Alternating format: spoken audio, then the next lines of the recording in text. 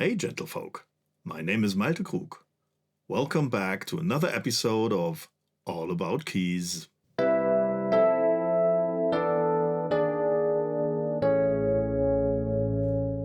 In this video, I'll feature an example of a certain type of synthesizer which sports hybrid innards, part digital and part analog. The digital part covers the wave-generating oscillators and effects, and analog does the rest of the still basically subtractive structure.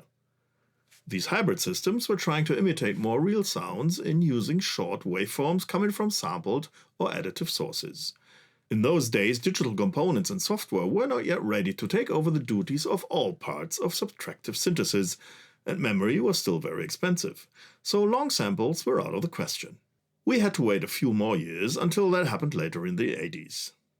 They were a breed of synthesizers stuck between the older subtractive analog synthesizers and the later following full digital ones, like the Korg M1 in 1988, which is the successor of this month's featured unit, the Korg DW8000.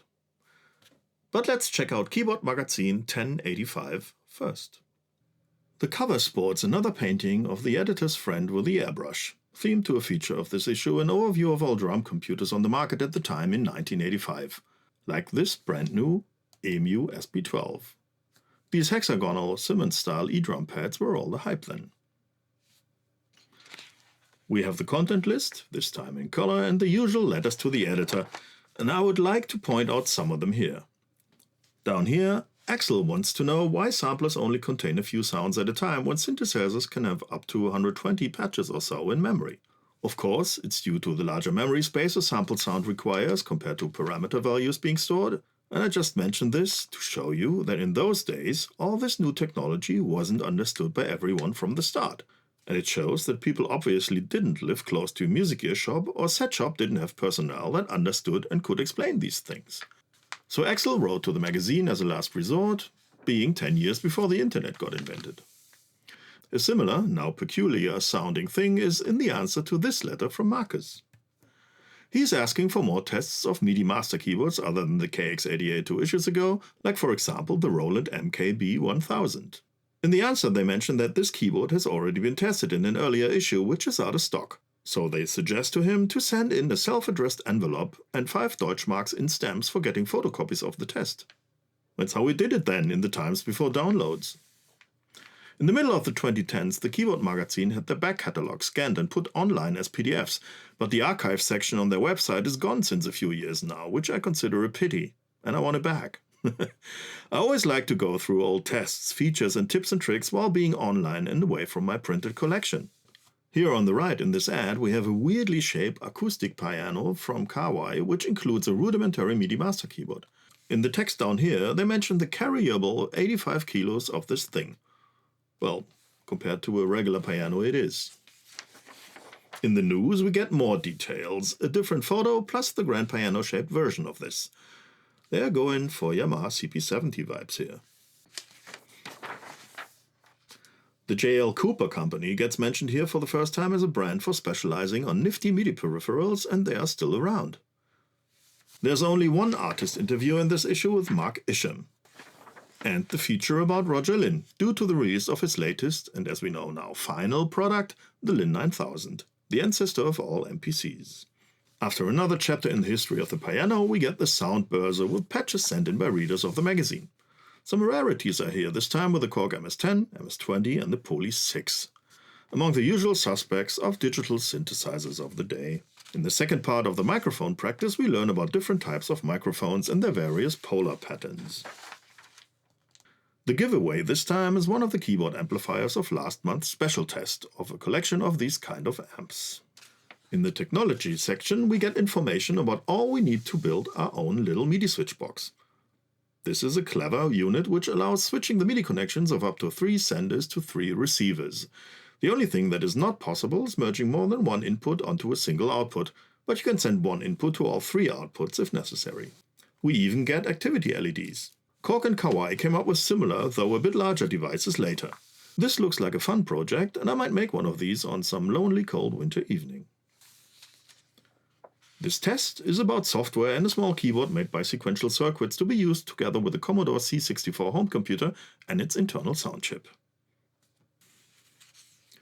We get greeted by this nice large colorful double-page photo to the test of the EMU SP12 drum machine.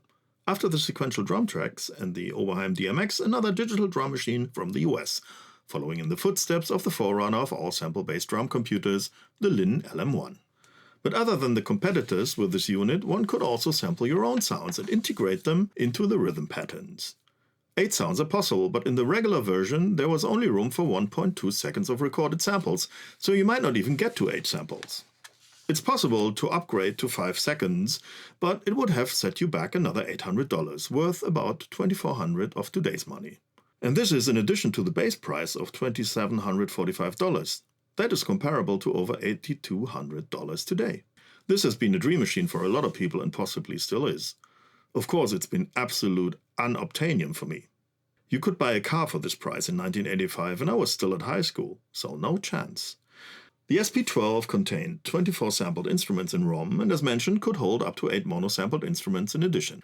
Those samples won't get lost when the machine gets switched off, by the way. For saving your samples externally, it's possible to connect the Commodore 1541 floppy drive that was originally made for the C64. Or saving onto tape if you can't afford the floppy drive anymore after you sunk your heritage into this machine already. The instruments were organized in 3 banks of 8, but all could be used at the same time in a pattern. Sounds can only be edited rudimentarily. Tuning and altering the decay is possible. And you can mix the instruments' volumes, but I wouldn't count that as sound editing. Creating patterns can happen in real time or step by step. Various time signatures and quantization resolutions are possible before the sounds are played using the dynamic trigger pads. It's also possible to have only one instrument in different pitches or dynamic values spread over all 8 trigger pads. The SP12 uses the pattern song structure like basically all drum computers do. You chain patterns together for forming songs. When doing that, the song ignores tempo values of the pattern, so tempi changes are possible in a song and they don't need to be abrupt. Drum mixes of the 32 sounds can be stored in 8 available memory slots and then recalled anytime in a song, so some drastic volume changes are possible automatically during a song. As you can see, there are a lot of audio outputs for properly mixing the sounds externally. The mix out is only mono though. Synchronization is possible through MIDI, click and SEMT. The Roland DDR30 is an early digital drum module that can directly be triggered by pads if needed, or played via MIDI from a sequencer or keyboard. I'll show you this instrument in a few months together with another Roland rack unit because I don't own any gear that got tested in the January 1986 issue of this magazine, so I will instead present some instruments which got pushed in the background by the star equipment I featured in the respective episode. The Casio CZ5000 is the latest addition to the CZ family of synthesizers, which are from a synthesis point of view all the same since the CZ101. This version has the Casio SD1 sequencer I talked about last month built in, but upgraded to 8 tracks and the number of oscillators is doubled for a higher count of polyphony.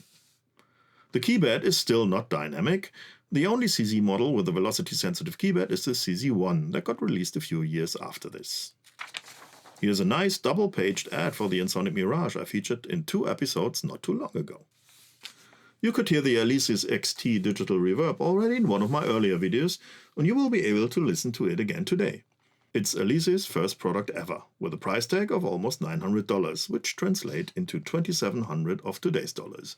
A fantastic sounding premiere for the new company. There are 2 different main reverbs which can be altered using the various buttons and pots on the front panel to achieve new sound characteristics, and so it can easily be adapted to the material you want to send through it. But there are no memory slots. When switched to bypass, the effect signal is not cut short and will run until it fades out naturally. In addition to the microphone practice, we get a similar article about the opposite: loudspeakers. And this is a nice ad for the PPG Wave 2.3 as the main unit in the PPG system of high-end gear. The on-the-cover announced overview of all digital drum computers on the market in 1985 contains only 16 models of various companies on 2 pages, but leaves out the new EMU SP12 that I talked about a minute ago. Part 4 of the home recording workshop about recording peripherals explains the technical background of 3 effects to us: phases, flanges and vocoders.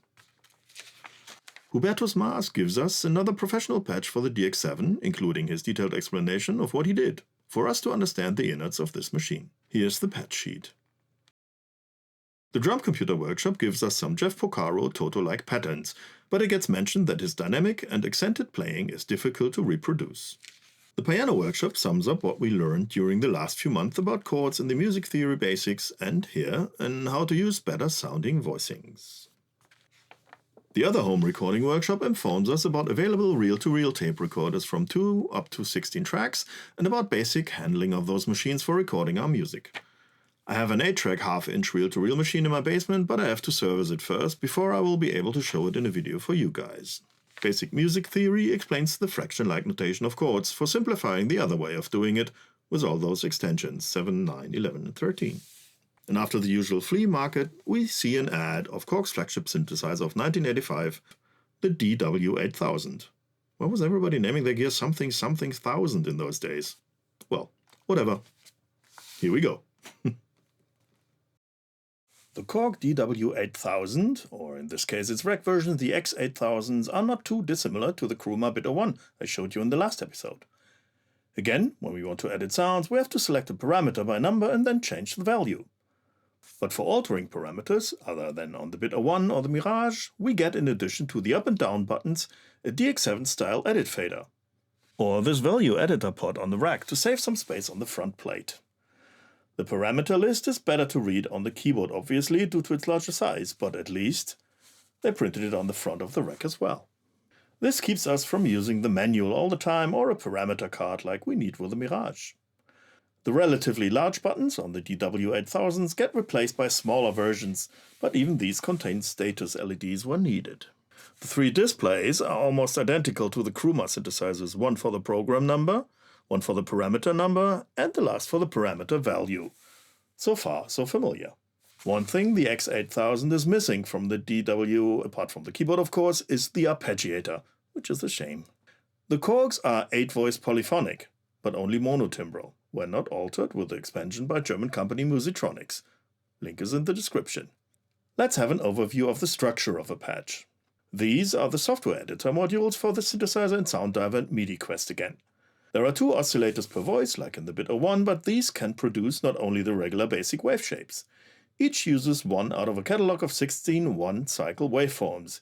Here is a list, and there are pictures on the DW8000 which are missing on the rack front. But while the names might give you the impression that these are fully fledged multisamples, sorry, they're only one-cycle digital waves.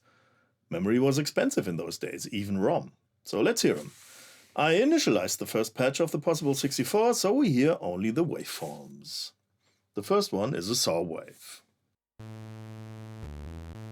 We can change the waveform using parameter 12. Switching to parameter 12. Then we can use the up-down buttons or the pot to alter the value. The second one is called clarinet. Going into a square wave shape. Acoustic piano. Well then, number 4 is sampled from a DX7, I guess. Electric piano hard. Clavi. 7 is an organ. Number 8 is brass. Saxophone. Violin, acoustic guitar, distorted guitar, whatever, electric bass, digital bass, bell, and organ whistle, which goes into sine wave territory. So, although the frequency spectrum of each of these waveforms is taken from the mentioned instruments, getting playable sounds that remind us of the instruments these spectrums originate from needs programming the rest of the sound source parameters. Korg calls this system DWGS, Digital Waveform Generator System, because everything then needed a fancy name and sound new and fresh to compete with Yamaha and FM. This DWGS has been implemented in every workstation synthesizer Korg release since as a part of the ROM sample content. Starting with the M1, you can still find these in a Kronos. Just a lot more of them. I wouldn't bother using this synthesizer for mimicking a lot of real instruments though. The artificial sounds are much more interesting. Oscillators are tunable individually in octaves, and oscillator 2 can also be tuned in other intervals. And the fine-tuning parameter we will need for those chorus sounds we all like. Noise can easily be put into the mix with parameter 26, but the print is a bit weird. The mixture of these three sound generators will be led into the filter, which has basically the same parameters as most of the other analog filters out there, including inversion of the envelope. Speaking of envelopes, the filter and the VCA have their own, and those are a bit more complex than our friendly neighborhood, the ADSR envelope. It's an ADB-SSR curve, and the two unfamiliar added abbreviations stand for breakpoint and slope time. So some more complex sound shaping is possible. We have one LFO, which Korg named MG, the modulation generator. So nobody will ask for this thing to oscillate with frequencies in the audio range for some FM or so, I guess. Now for some nifty extra functions that expand the range of sounds these synthesizers can do. Starting with a built-in digital delay. This is the first time a synthesizer company put an effects unit into one of their instruments and all of its parameters are part of a patch. So they can be saved into memory together with all the other sound parameters. And that is the reason why I won't use the Alesis XT as an external reverb, like originally had planned. I don't want to conceal the sound of the delay by drowning it in reverb. Also, we can find an autobend function for the oscillators. And finally, before we'll get to hear some of the sounds, I'll mention the 4 key assign modes. Poly 1 is a regular polyphonic play mode. Poly 2 allows polyphonic portamento. Unisono 1 and 2 are monophonic modes that use all 8 voices at the same time when you hit a key, while automatically detuning the voices a bit. But they differ in the envelope behavior. Unisono 1 triggers the envelopes again every time you play a key. Unisono 2, in comparison, won't do an envelope reset before you stop playing legato. But now for some sounds. Okay, as a keyboard I'm going to use my trusty SY99, which for ages already is my main 76 keys keyboard when I'm recording music. I would have used the X5, but it doesn't fit in between the desk and the rack.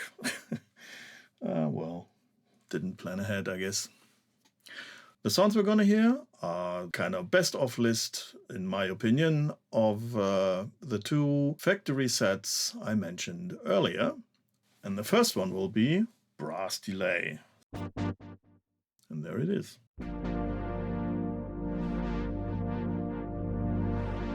Reacting to aftertouch.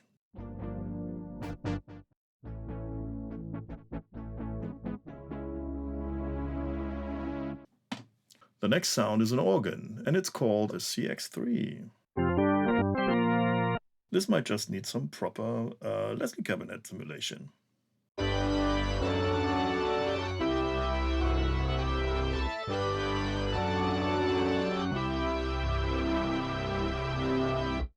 Not too shabby.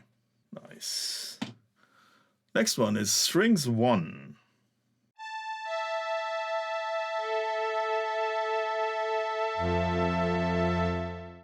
This goes sound-wise into a string machine territory.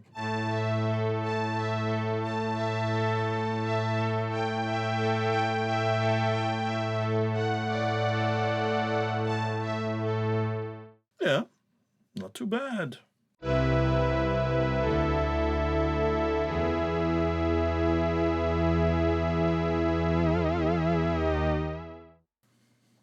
Slap bass. And everybody needed one since the DX7 had one.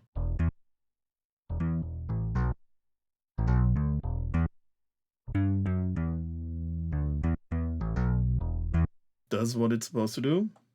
Modular lead. And we get one of the unisono modes.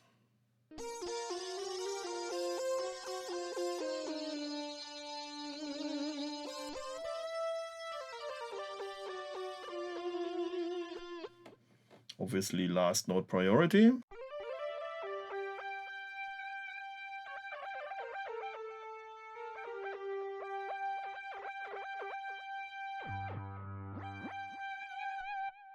Disintegrator. And I actually forgot what this is. Oh.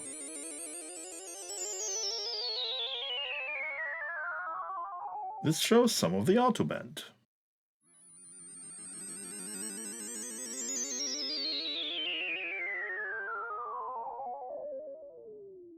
one oscillator goes up and the other one goes down. Next one is an acoustic piano, just to show you that they don't sound really good.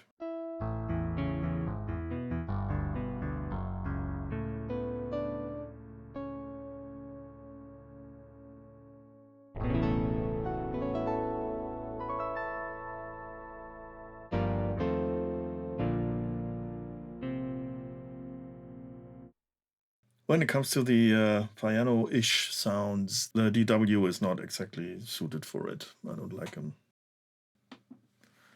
Jazz organ.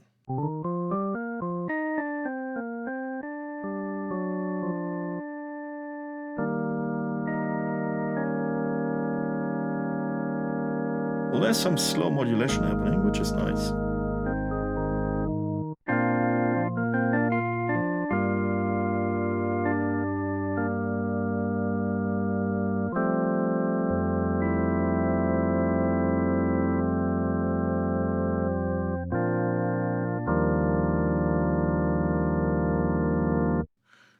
Low strings.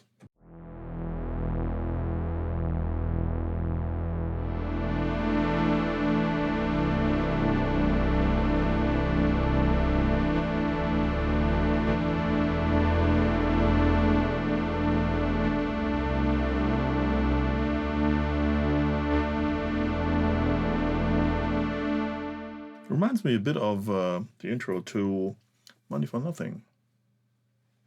Voice.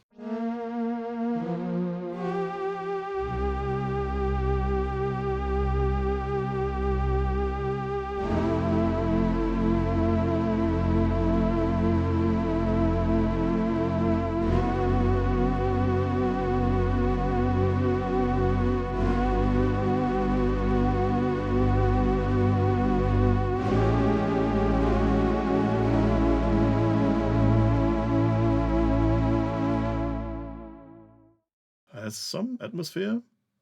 Would use it as a choir though. Crescendo brass. So other than on the bit 01, the envelope is not influenced by the dynamics, at least in this sound.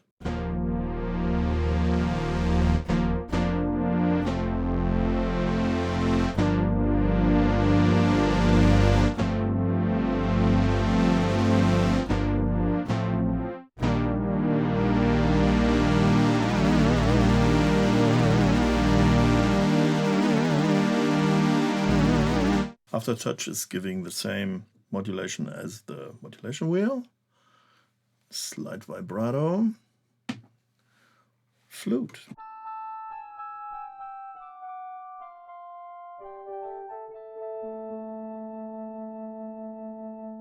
Everything you can expect from a flute, including a delayed LFO for the vibrato. Trombone. I guess we get some portamento in this one.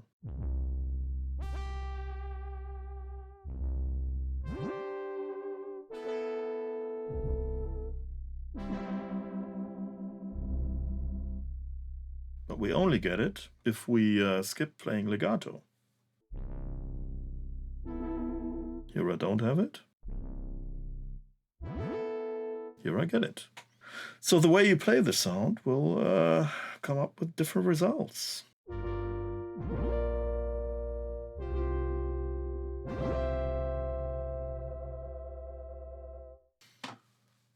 LFO mod. Yeah, that's it.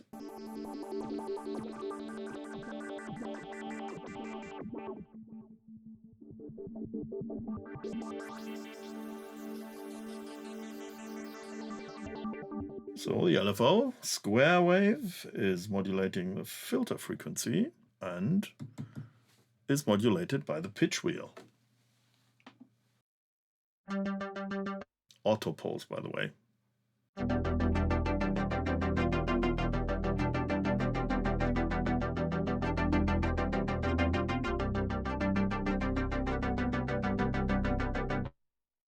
That is the LFO on the VCA with the square wave again.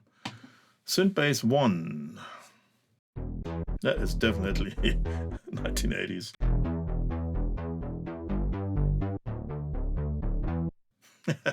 All those Moki basses. Synth bass 3.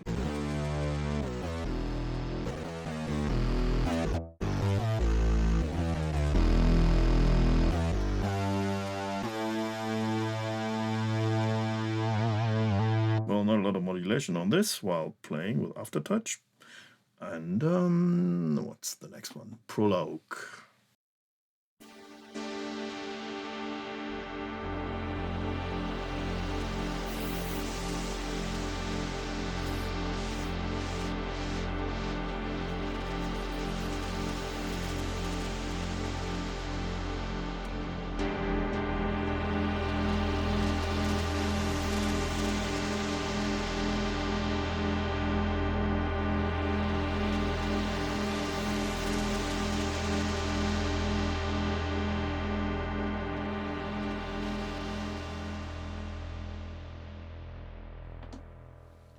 Bell SE2.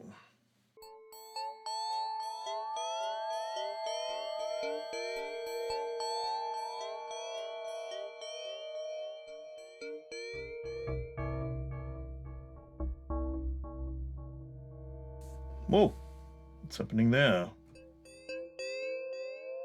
Ah, I missed that the first time.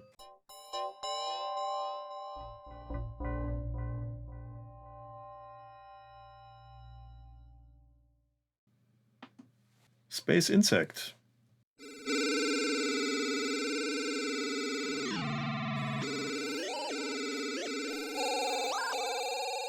Okay. Pulse modulated sound effect.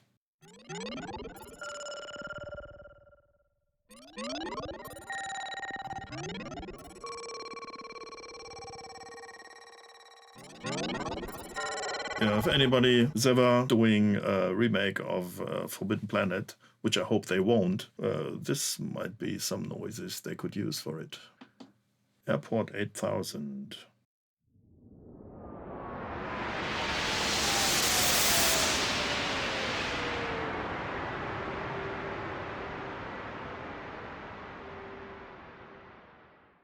This seems to be just the noise and the filter. Twinkle Music Box.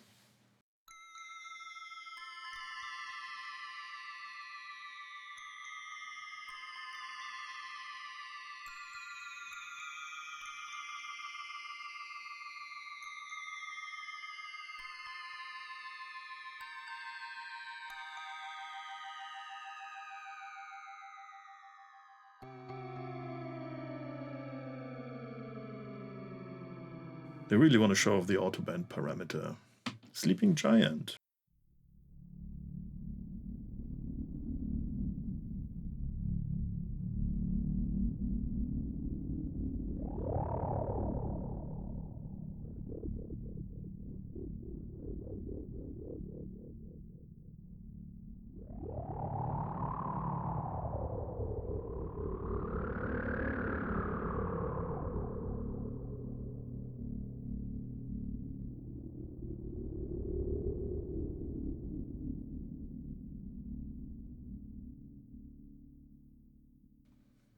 Electronic machinery.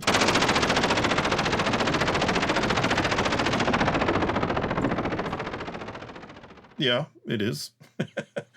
That level surprised me a bit. Glide Brass 2. Somebody might be a fan of THX.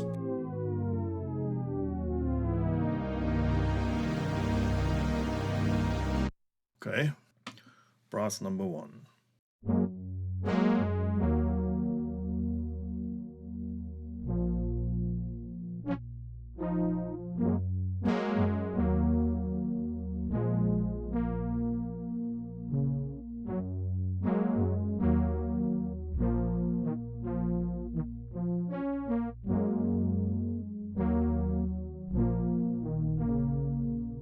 I might have played this already with a bit of one, I forgot. Mellow horns.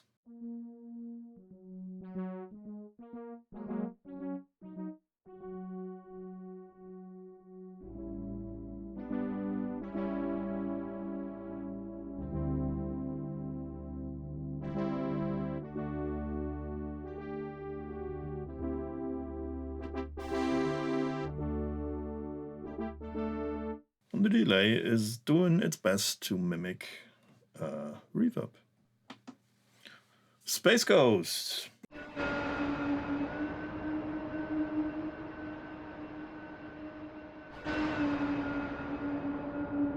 That's weird. The ending of the sound is different depending on if I hit the sustain pedal or not.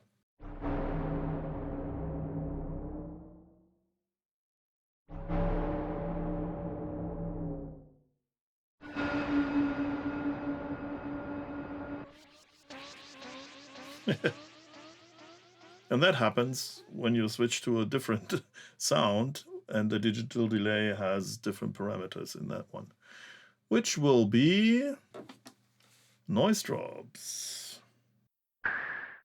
Ah.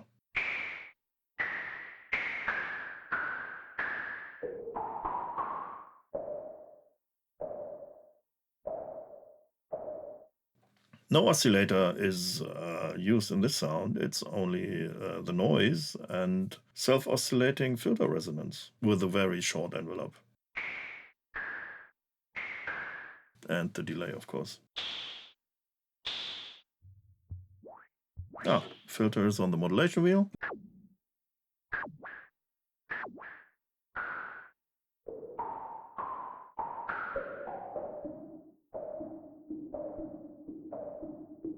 I actually kind of like this. Not really for melodies or chords. Bowed strings.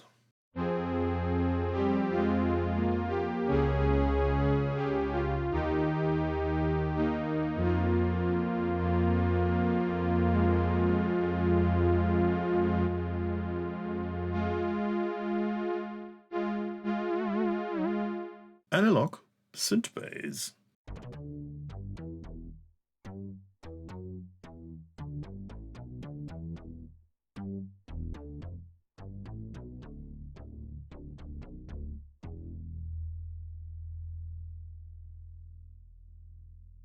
Yeah, that's definitely bassy. Flanging clavinet.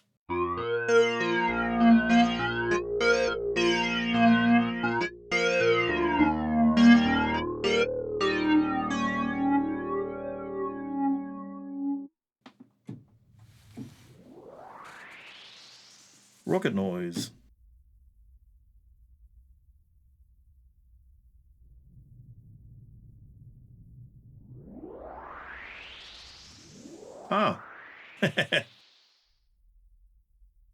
So I guess there might be some bass, which I don't hear on my headphones, or just a bit.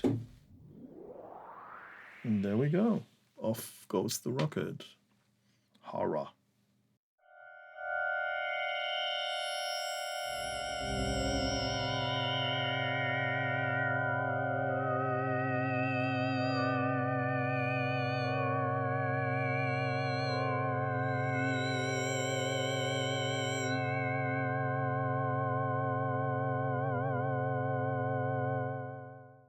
For the final sound bit, I'm going back to Jazz Organ 1. And here you can hear where one of the most famous Korg M1 sounds is originating from.